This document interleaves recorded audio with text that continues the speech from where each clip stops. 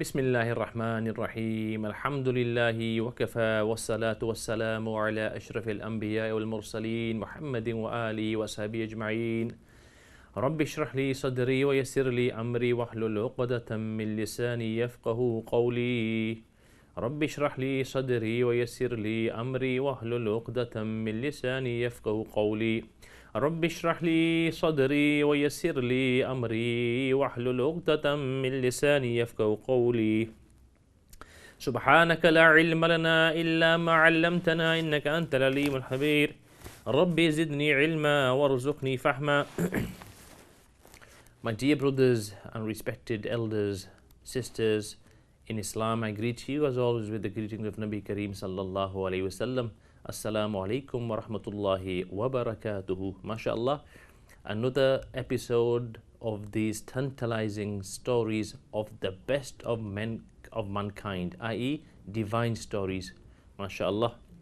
On the last occasion we mentioned the hair-raising and absolute, mind-boggling end of this powerful warrior nation, the Ad, the people of Hud alayhi salam. Absolute mind-boggling. These people were so strong, I mentioned, that they would, like the people who came after them, the Thamud, they would make houses from rocks. Ajib.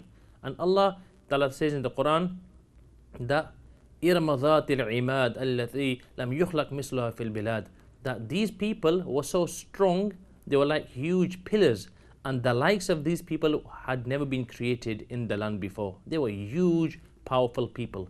But when they rebelled and they didn't believe in Allah subhanahu wa ta'ala's message, which came to them via their prophet Hud alayhi salam, Allah ta'ala destroyed them. And the ayat says, مَا تَذَرُ مِنْ شَيْءٍ إِلَّا جَعْلَتُ كَالرَّمِيمِ, that every single dwelling place of these powerful people was left like sand. I mean, if you were to go past the area, you wouldn't know that anybody had lived here. Completely, nobody had existed. And these people had huge architecture, huge buildings. They had lived there for so long, but when they disbelieved in Allah subhanahu wa ta'ala and they were destroyed, their end, the consequence was like this, as if they never existed. إِلَّا جَعْلَتُ كَالرَّمِيمِ, like, complete sand. You couldn't imagine that somebody had lived here if the Quran hadn't told you this. Now, after they perished, the believers, prior to the Ad perishing, Allah subhanahu wa ta'ala instructed Hud alayhi salam to take the believers with him, and they left that area, that land, and then Allah's punishment came. So these people, the survivors with Sayyidina Hud alayhi salam, they moved further afield in the Arabian Peninsula, and then they lived and they had children. Now, these people became known as the Samud. Now, Allah subhanahu wa ta'ala also gave so much blessing to the people of Samud. These people were huge. They had even more power than the Ad. They were skilled, in architecture and in sculpture. The Quran says about these people as well that وَكَانُوا يَنْحِتُونَ مِنَ الْجِبَالِ بُيُوتًا فَارِهِينَ. Another place, وَكَانُوا يَنْحِتُونَ مِنَ الْجِبَالِ بُيُوتًا آمِنِينَ, that they would carve out of, granite, solid granite, rock. They'd carve out their castles. It's like they'd push it in with their thumbs and they'd apply pressure, and they'd make, they'd actually make holes and make them bigger and bigger until they had huge castles built in this granite. And if you look in these places in Jordan and that area, you can still see these huge chambers, and they thought they were indestructible. So initially they worshipped Allah subhanahu wa ta'ala, but then as shaitans put the seeds of evil inside them, they also went into idolatry. And how does he do it? I mentioned last time, the way shaitan does it is that he introduces the pictures first, pictures of pious people, pious predecessors, maybe statues, and as time goes by, the people who come subsequently, they don't really know why these pictures were made or why these statues were there, and shaitan puts doubts and confusion in their heads that these are pious people, and if you show respect to them, you'll be more inclined to good. And then that respect becomes a bit more than respect, and before you know it, it becomes worship. Because it's not a vacuum. Shaitan is actively putting these thoughts in the minds of people, and he is kind of, hell bent on making people worship idols, because he knows Allah will never forgive shirk. Inna Allah la yaghfiru an yushraka bihi wa yaghfiru ma duna dhalik liman yasha. Allah will never forgive shirk. So the biggest goal of shaitan for 7.4 billion people on the earth today is to get him into shirk and into kufr. Kufr means disbelief, and shirk means ascribing partners to Allah subhanahu wa ta'ala. And when the people do shirk, shaitan, he laughs at Allah subhanahu wa ta'ala, and he laughs at the people, and he says to Allah, I did say that most of these people will not worship you, and if they do worship you, they'll worship others besides you. Remember what he said? لَا قُدَّنَّ لَهُمْ صِرَاطَكَ الْمُسْتَقِيمِ, that I will, or he said, رَبِّ فَبِمَا أَغْوَيْتَنِي, oh Allah, because you made me astray. Remember, shaitan blames Allah subhanahu wa ta'ala, he's bitter, and he blames Allah for taking him out of Jannah. Pathetic, but he blames Allah. And he said on that occasion, and Allah ta'ala narrates this, that رَبِّ فَبِمَا أَغْوَيْتَنِي لَا قُدَّنَّ لَهُمْ صِرَاطَكَ الْمُسْتَقِيمِ, oh Allah, because you made me astray, shaitan is saying, I will ambush these mankind. ثُمَّ لَآتِيَنَّهُمْ مِنْ بَيْنِ أَيْدِيهِمْ وَمِنْ خَلْفِهِمْ وَعَنْ أَيْمَانِهِمْ وَعَنْ شَمَالِهِمْ, I'll come from their behind, from their right, from their left. I'll come from every direction. وَلَا تَجِدُ أَكْثَرَهُمْ شَاكِرِينَ, and you will not find most of these people grateful to you. And this is what shaitan is doing, and has been doing for these past millennia, so much years, hundreds and thousands of years. He's been embedding the seeds of shirk in people. So the same thing happened with the Samud. They knew their forefathers were destroyed because Ad and Samud were from the same father. Remember Sam bin Nuh? Sam bin Nuh, the Arabs were from Hazrat Sam, the son of Nuh alayhi salam. And then you had Ham, the Abyssinians were from there. So they were cousins, close cousins. So when the Ad were destroyed, the Samud were their inheritors, and they also were powerful people, as I mentioned. Now after a time, they too began to indulge. When you have money, and when you have wealth, and you have no illnesses, you feel independent. If Allah Ta'ala has blessed you, what you should be doing is thanking Allah for the blessings. Thanking Allah for the blessings, because Allah Ta'ala says in the Quran, وَلَئِن شَكَرْتُمْ لَأَزِيدَنَّكُمْ, that if you do shukr, I'll give you more. But what did the Samud do, and what do most people do who have wealth, is that they become arrogant. And these guys said as well, Man ashaddu minna quwwa, who is more powerful than us? We've got castles, we've got citadels. The Quran Sharif ayat says to us, and mentions this to us, that وَاذْكُرُوا إِذْ جَعَلَكُمْ خُلَفَاءَ مِنْ بَعْدِ عَادٍ وَبَوَّأَكُمْ فِي الْأَرْضِ تَتَّخِذُونَ مِنْ سُهُولِهَا قُصُورًا وَتَنْحِتُونَ الْجِبَالَ بَيُوتًا. Allah Ta'ala is saying to the Samud that Allah Ta'ala is mentioning what their Prophet Salih said to them, that why don't you remember that Allah Ta'ala made you the people who inherited all this land from the Ad, and Allah Ta'ala let you live in the land. He let you, He lodged you. The word is lodged you. وَبَوَّعَكُمْ فِي الْأَرْضِ, He lodged you in the earth. You are firmly established. And then تَتَّخَذُونَ مِنْ سُهُولِهَا قُصُورًا, from the plains, you were in the plains, from huge mountains, you were making castles. And further, وَتَنْحِتُونَ الْجِبَالَ بَيُوتًا, and from these huge mountains, you made homes. تُفَذْكُرُوا آلَاءَ اللَّهِ, then remember the blessings of Allah subhanahu wa ta'ala. وَلَا تَأْسَوْا فِي الْأَرْضِ مُفْسِدِينَ, don't become like criminals and spread corruption in the earth. Be thankful. So the point I'm making is the Samud, with all the blessings Allah gave them, they weren't thankful. And then they also began disobeying Allah subhanahu wa ta'ala, and shaitan came into the equation, and before long they were doing shirk, ascribing partners to Allah. At that point, Allah subhanahu wa ta'ala, out of His mercy, He sent to them, the Quran says, a prophet.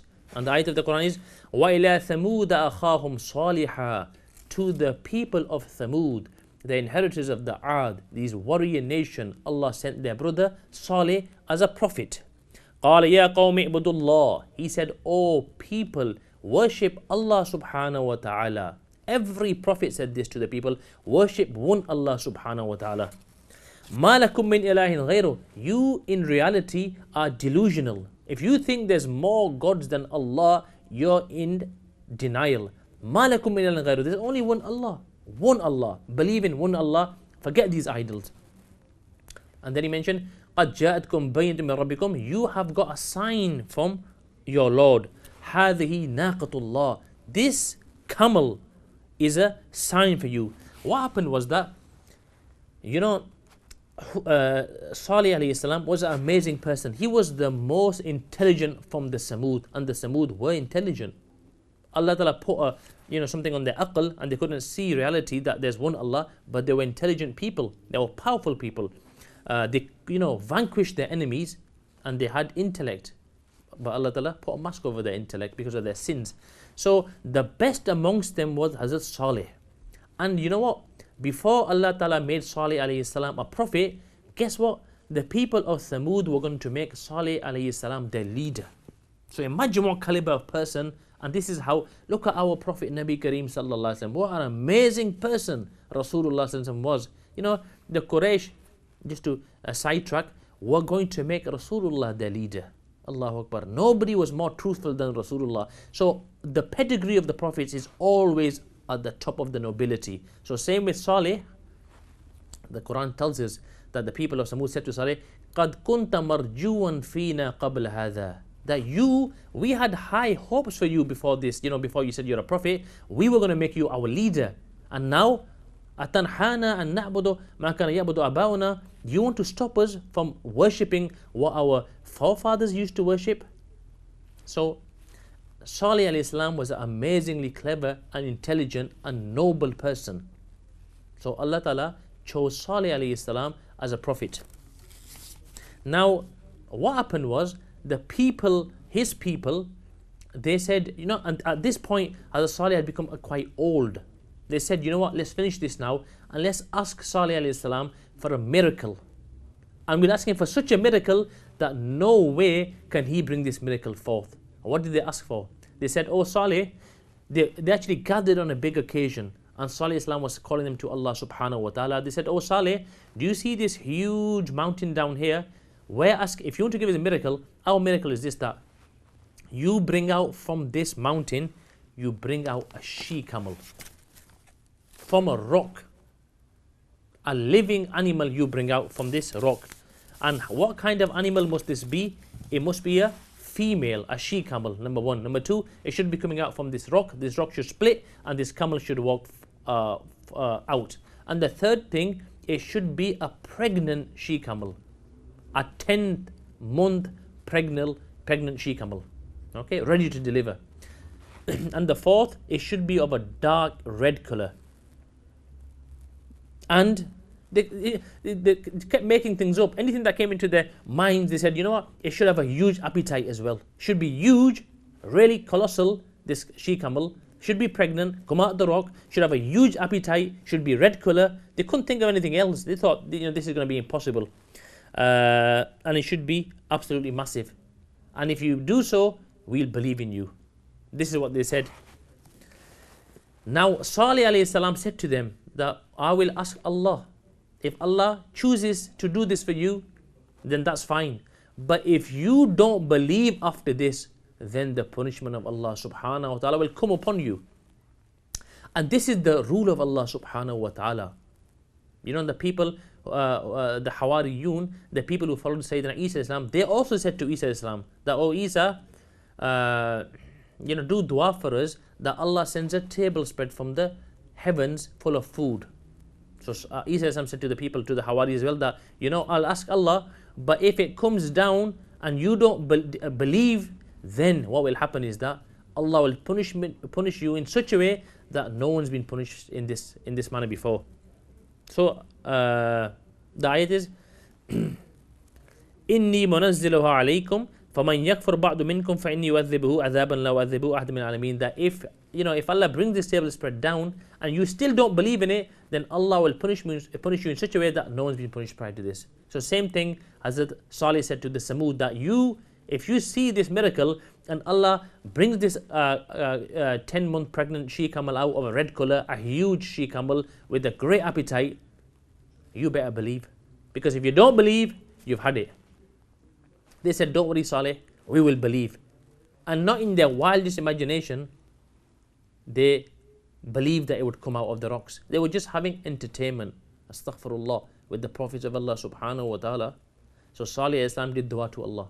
And Allah, lo and behold, Allah subhanahu wa ta'ala accepted the dua. And in front of these people, the rock split open and this colossal camel. No one's seen a camel like this prior. And nobody will. A camel came out of the rock. And he was expecting, it delivered his child. And a small child came out with it as well. And it was huge and of a dark red color. So this is the ayat, this is the sign which is mentioned here. هذه ناقة الله. This is the camel of Allah subhanahu wa ta'ala, the she camel of Allah subhanahu wa ta'ala. لكم آية. This is your sign. It's a miracle. فذروها تأكل في أرض الله ولا تمسوها بسوء فيأخذكم عذاب أليم. Don't harm this she camel. If you harm this she camel or you approach this she camel with evil, you will be destroyed by a severe punishment. So initially, when it came out, some people believed. The rest of them said, no, we don't believe, this is magic. Astaghfirullah. So Salih alayhi salam said to them that's your prerogative. You don't want to believe, you live with that. Don't harm this she camel. If you harm it, you'll be struck by a devastating punishment. And they were, but I'll come to that in a moment.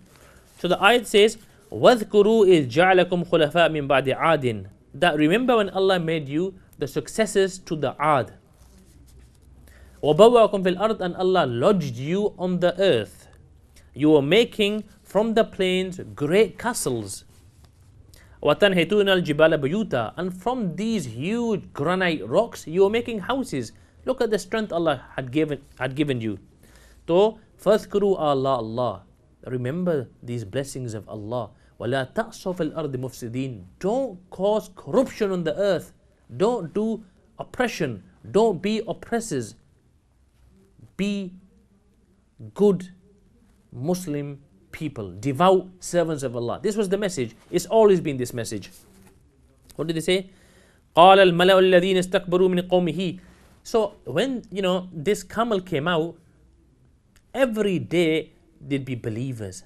A few, 1, 2 today, 1, 2 tomorrow. When they saw this camel, it was in front of them. They couldn't do anything but see it. And they said, you know what? This is the miracle Allah subhanahu wa ta'ala has given Salih. So he's definitely a prophet.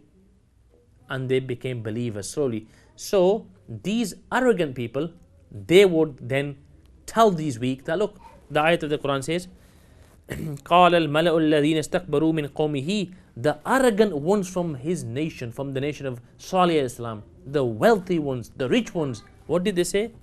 للذين استضعفوا. They said to the weak ones, لمن آمن منهم, to the believing weak people from the nation of Salih, they said, أتعلمون أن صالحا مرسل من ربه. Do you believe that Salih alayhi salam is a prophet, an apostle of Allah?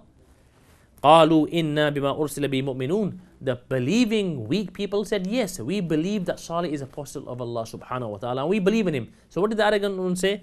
قال الذين استكبروا إنا بالذي آمنت به كافرون. The arrogant one said that, what you believe in, that's precisely what we disbelieve in. So they laid it plain that we don't believe in Salih and we think you are in delusion. Now the problem was that this she camel, whatever it would, whenever it have water, it would finish the whole well. There'd be nothing left for the other animals. So the people of Samud obviously didn't like this. So then Allah Ta'ala said that we'll fix a time. One day for the she camel to drink and the next day for the rest of the animals. Now whenever the she camel would go on the area, the other animals would run away. They were scared of the she camel. Subhanallah. They'd run away. So then, and secondly, on top of that, the people were becoming believers slowly and slowly and slowly, one or two every day. So what did the people of Samud do? They said, you know what, we need to kill this animal. Let's kill this animal. They were so arrogant, in spite of seeing the miracle, they still didn't believe in Allah subhanahu wa ta'ala. And they became motivated to kill the animal for two reasons. Firstly, it was causing them problems that every day, every second day they were allowed to drink with the animals. And the second thing is that people were becoming believers. The social order was being threatened. So they wanted to take concrete steps. And the concrete step was, let's kill this animal. And that's what occurred. They made their nefarious plans. Now Shaitan always has this devious way of doing things. What did he say? He put these thoughts in the lady's mind, certain beautiful ladies, who said to the people of Samud that whoever kills this camel, we will marry ourselves to him. So two people, one was called Mista and one was called Qadha. They went into rapture and they thought, you know what, we need to marry these ladies. So on one particularly vile occasion, they made their plans. They got their instruments. So when this camel, Naqatullah, the camel, she camel which was sent by Allah as a miracle, when it was going past to drink, one person came from behind and shot an arrow into the leg of this she camel. An innocent she camel shot an arrow and the camel fell. The other one came behind and hamstrung the camel by cutting its forelegs, and it fell down. And then the other people, they killed the camel. Allah Akbar. The Surah Wash-Shamsi wa Duha says that إِذٍ بَعْسَ أَشْقَاهَا, that when the most wretched of the people of Thamud, إِذٍ بَعْثَ, when he stood and فَعَقَرُوهَا, he slaughtered this camel. Why was he the most wretched? Because of this person destroying and killing that camel, the whole tribe of Samud was then afflicted by the punishment of Allah, and he was the reason, because he killed it. The punishment of Allah Ta'ala descended. So they killed this camel. At this point, Hazrat Saleh alayhi salam said to the people, تَمَتَّعُوا فِي دَارِكُمْ ثَلَاثَةَ أَيَّامٍ ذَلِكَ وَعْدٌ غَيْرُ مَكْذُوبٍ, that you people now stay in your houses for 3 days. The punishment of Allah is coming to you. ذَلِكَ وَعْدٌ غَيْرُ مَكْذُوبٍ, this is a promise which is going to occur. It's not a lie. This is going to happen to you. And what did these arrogant people say at that point? Did they say, we're very sorry, we made a mistake, forgive us? No. They said, you know what, Saleh? Bring it on. These are the words. Bring it on. How can Allah punish us? How will He punish us? Tell us signs. So what did Hazrat Saleh say to them? Hazrat Saleh said to them that the first sign is that on a Thursday, your faces will change color.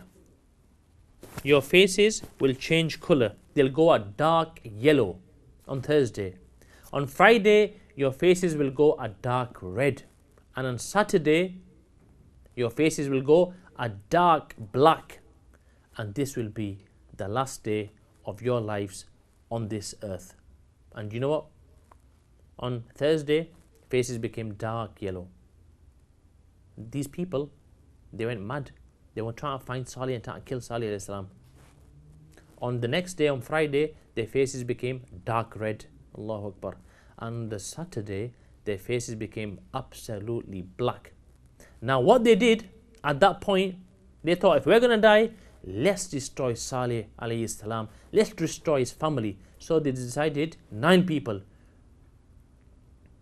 The Quran says that these 9 people would cause corruption on them cities. So they said, let's go and let's assassinate Saleh alayhi salam, and let's assassinate his family. Let's make an end of this, because if we're going to get killed, let's kill him as well. And if we're not going to get killed, then you know what, he's a liar. Let's give him his punishment by assassinating him. Now, as they were going to assassinate Saleh alayhi salam, what happened? Allah Ta'ala destroyed them. And the ayat of the Quran is very, very, it tells us that وَمَكَرُوا مَكْرًا وَمَكَرْنَا مَكْرًا, that they made a plan and Allah says, I made a plan. And then see the consequences of our plan, what happened to these people. But nonetheless, when the punishment of Allah came on the Saturday, what is it the Quran says? فَأَخَذَتْهُمُ الرَّجْفَةُ فَأَصْبَحُوا فِي دَارِهِمْ جَاثِمِينَ. A rajfa means a huge tremor. So two things happened to him simultaneously. One was like a sound weapon, a sayha, a scream. These people who thought that, we made our houses on high ground, we won't get drowned, and they're so strong that earthquake can't, move the rocks. They were wrong on both thoughts. First of all, a huge scream.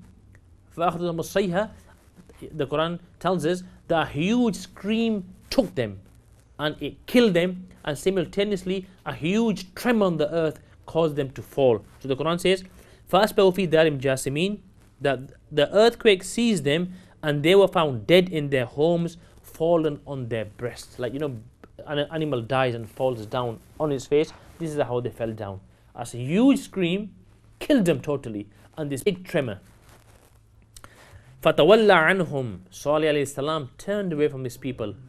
وَقَالَ يَا قَوْمِ لَقَدْ أَبْلَغْتُكُمْ رِسَالَةَ رَبِّي. He said, "Oh my people, I delivered the message of my Lord. All I wanted you to do was become inheritors of paradise and believe in one Allah subhanahu wa ta'ala. And I, وَنَصَحْتُ لَكُمْ, I give you good advice. I want it to be beneficial to you. وَلَكِنْ لَا تُحِبُّونَ النَّاصِحِينَ. But oh my people who have been destroyed, you don't like people who are your well-wishers. You don't like well-wishers."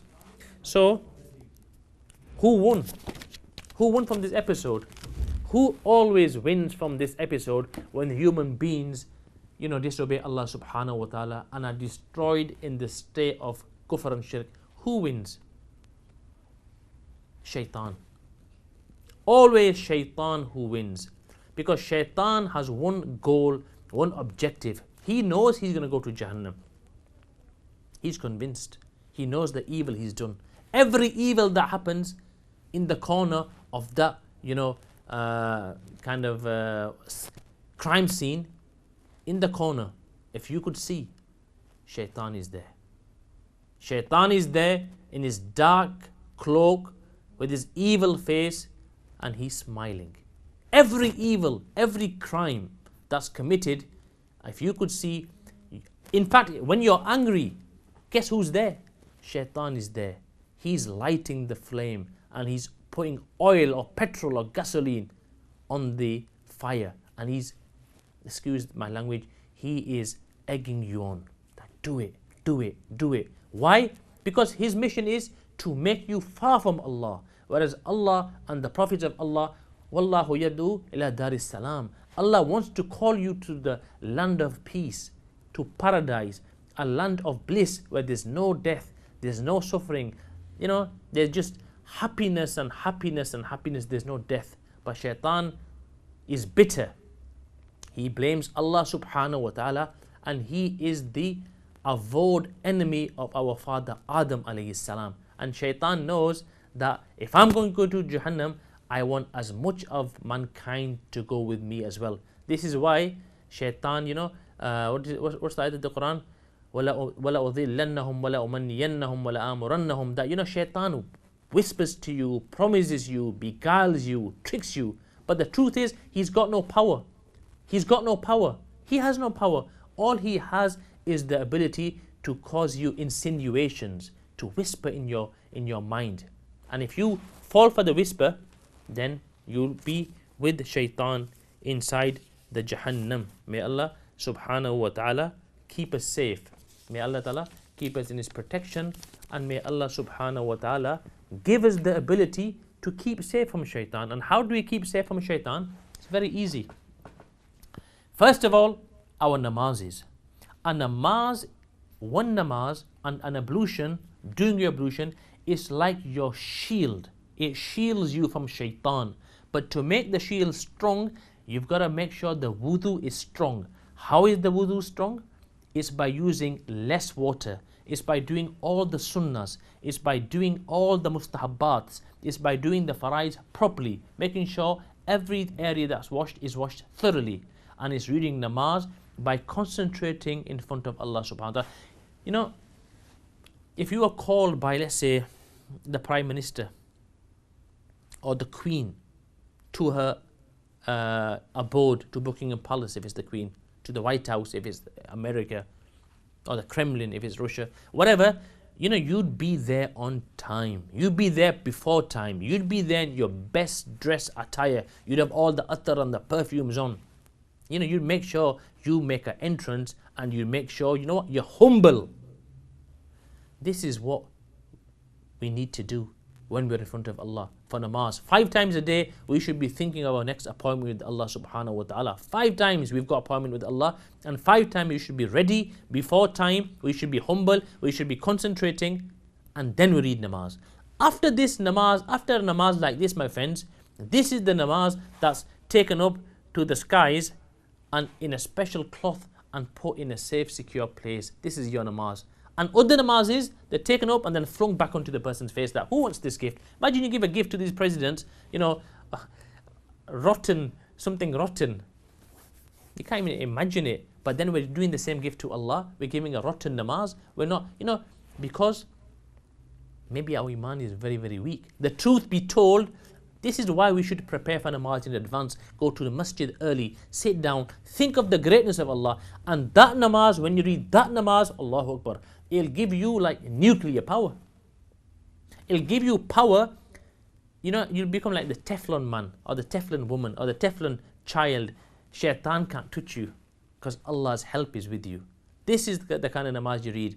And this is the namaz that can, destroy shaitan. And secondly, another powerful weapon we have is La hawla wa la quwwata illa billahil aliyyil azim. La hawla wa la quwwata illa billahil aliyyil azim. If you get these evil thoughts in your heart, in your mind, you need to read La hawla wa la quwwata illa billahil aliyyil azim, and you need to read it 3 times, and you need to spit on your hands, your fingers, and then you need to rub over your chest. And you watch how shaitan disappears from there. I've seen people in masjid, you go upstairs to masjid and they're doing wudu, you come down, they're doing wudu. You come for next namaz, they're doing wudu. What's going on? Being here for 2 hours doing wudu? Oh, I forgot to wash this place. I've tried this so many times. La hawla wa la quwwata illa billahil aliyyil azim, 3 times and blow on your chest. Shaitani thoughts finish.